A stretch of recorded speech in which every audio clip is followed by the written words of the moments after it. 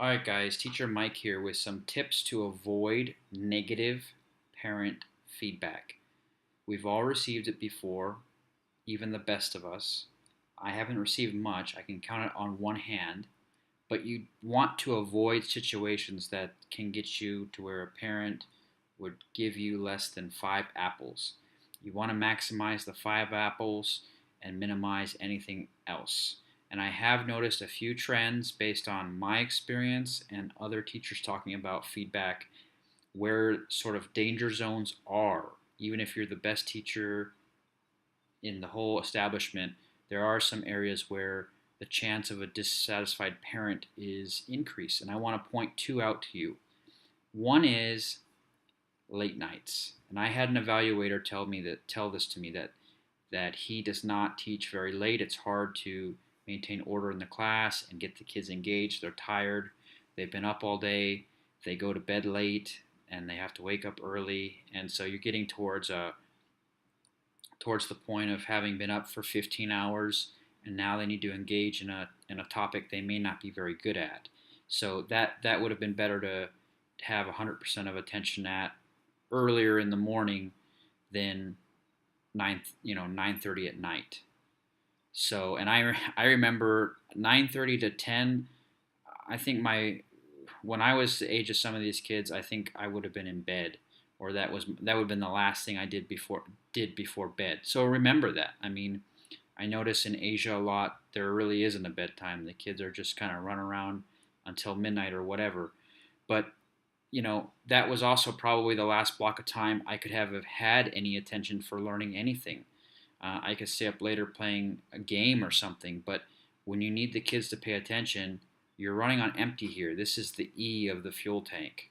So remember that. And the parents are going to blame you, not the kid, or not their decision to put the kid in class when they're falling asleep. They'll blame you. So this is a danger zone.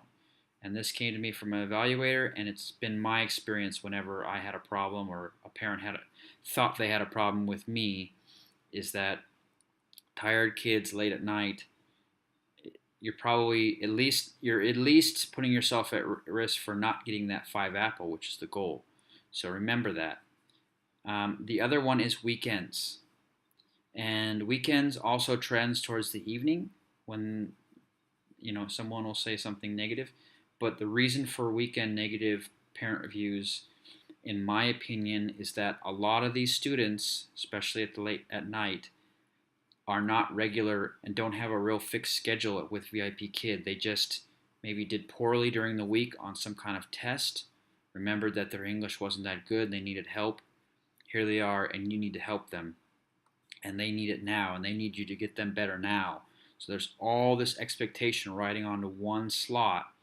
And when you look at some of these parent feedbacks or teacher feedbacks, you realize that this kid hasn't been in any classes for 2 months. They're signed up, they have feedback, but that was 6 months ago, or that was 3 months ago, or he only got two feedbacks last month.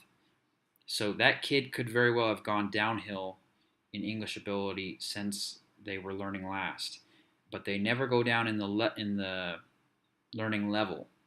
So you might be fighting an uphill battle to keep them at, level 3 or level 4 or level 2, unit 10, when they haven't done anything for a while and they really shouldn't be there anymore. Now, you can't change that right off the bat, especially if it's an established student.